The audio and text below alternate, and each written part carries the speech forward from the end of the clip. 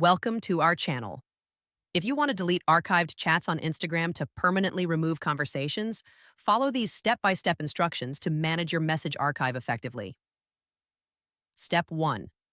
Open the Instagram app on your mobile device and ensure you are logged into your account. Step 2. Tap the messenger icon in the top right corner of your home screen to access your direct messages. Step 3. Swipe down on the message list to reveal the archive folder at the top.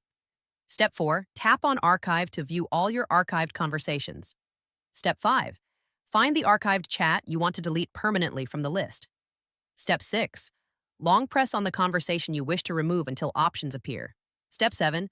Tap Delete to permanently remove the archived chat from your Instagram account. Step 8. Confirm the deletion by tapping Delete again when prompted to ensure the conversation is permanently erased. Step 9. Repeat these steps for any other archived chats you want to delete. Don't forget to like this video and subscribe to our channel.